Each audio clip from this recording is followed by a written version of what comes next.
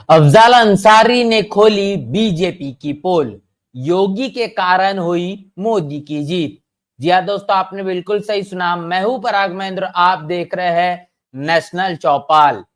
उत्तर प्रदेश की तमाम 80 लोकसभा सीटों पर दावेदारी जिस तरीके से बीजेपी ने साबित करने का काम किया कि सबसे बड़ा काम उन्होंने उत्तर प्रदेश में राम मंदिर को बनाया है, और अब राम मंदिर के ही मुद्दे पर हम पूरी तरीके से चुनावी मैदान में हैं, क्योंकि जो काम कांग्रेस से नहीं हुआ वो काम हमने करके दिखाया है। लगातार नरेंद्र मोदी इनके जरिए बार बार ये बात कही जा रही थी। लेकिन इतना ही नहीं, तो यहां तक कि नरेंद्र मोदी नहीं रुकते।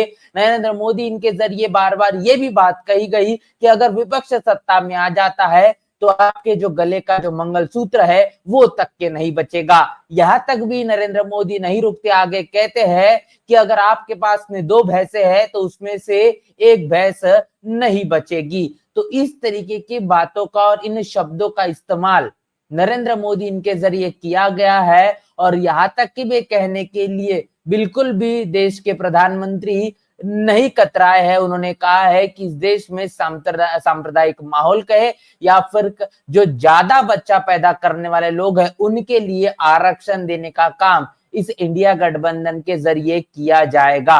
तो ये भी बात अब नरेंद्र मोदी और बीजेपी के पाले से बार बार कही गई है। उसके बावजूद भी अब जो नतीजे आए हैं वो नतीजे जिस प्रकार आए हैं, उत्तर प्रदेश की खास तौर पर बात करेंगे तो सबसे बड़ी पार्टी के तौर पर समाजवादी पार्टी ही नजर आ रही है। ऐसे में आपको बता दें कि गाजीपुर लोकसभा सीट के जो प्रत्याशी रहे अफजल अंसारी, इन्होंने अब एक बड़ा दावा किया है, और जिस तरीके से उन्होंने भारतीय जनता पार्टी को लेकर और नरेंद्र मोदी के चलने वाले जादू को लेकर जो खुलासा किया है उसको सुनकर आप निश्चित रूप से चौंक जाएंगे।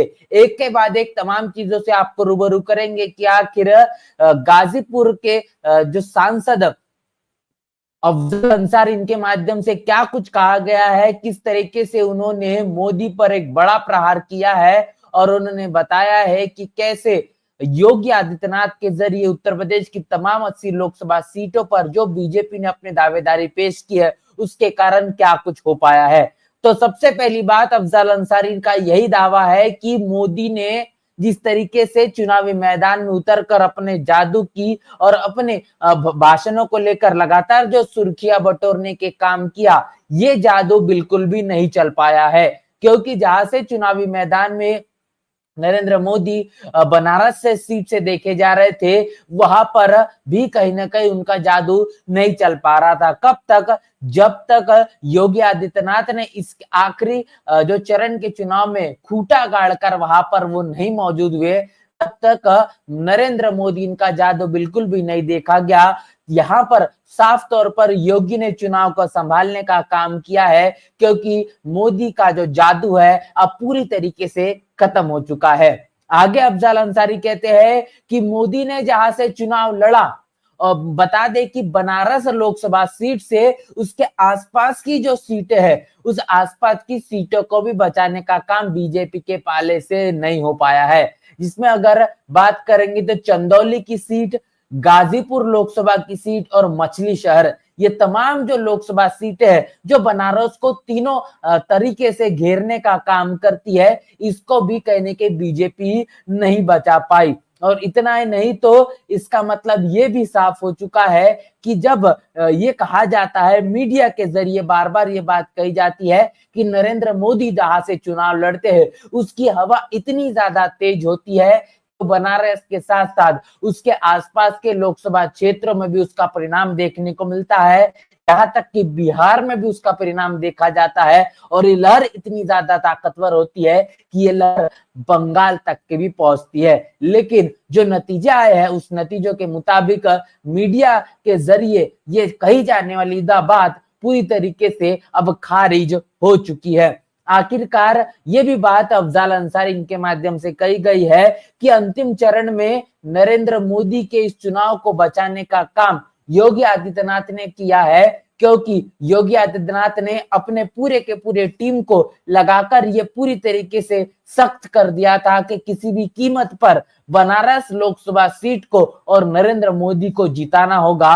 और इसी मुहिम पर योगी आदित्यनाथ ने काम किया, जिसके चलते बनारस लोकसभा सीट को बीजेपी और नरेंद्र मोदी जीत पाए हैं। इसके साथ साथ मीडिया कर्मियों ने बड़ा अहम सवाल पूछा कि जहां पर नरेंद्र मोदी के जरिए और इसके साथ साथ बीजेपी के पाले से योगी आदित्यनाथ के समर्थन के साथ तमाम 80 लोकसभा सीटों पर जो बीजेपी ने अपने दावेदारी पेश किया, उसमें जो 33 सीटें जीतने का काम किया गया है, इन 33 सीटों में से सिर्फ और सिर्फ 3 जो सीटें हैं, ये 3 सीटें ही कहने के मोदी के जादू ने थोड़ा बहुत असर दिखाया है, जिसके कारण 3 सीटें ये मोदी के कारण जीत पाए हैं। लेकिन बाकी की बची जो 30 सीटें हैं, योगी आदित्यनाथ के कारण भारतीय जनता पार्टी जीत पाई है। ये बात अफजल अंसारी इनके माध्यम से कही गई है।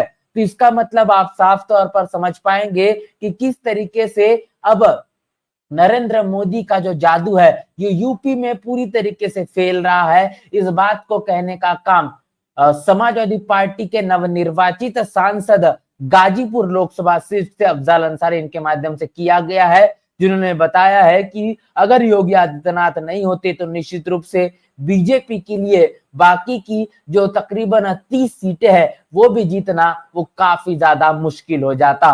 और ऐसे में जहां पर मछली शहर हो, चंदौली हो और इसी के साथ साथ अगर बात करेंगे तो गाजीपुर हो, इन तमाम महत्वपूर्ण सीटों को भी बीजेपी नहीं बचा पाई। और जिस तरीके से समाजवादी पार्टी ने मजबूती से चुनाव लड़ा है, मजबूती से चुनाव लड़ने का परिणाम ये देखा गया कि उत्तर प्रदेश में सबसे बड़ी पार्टी के तौर पर समाजवादी पार्टी ही देखी जा रही है।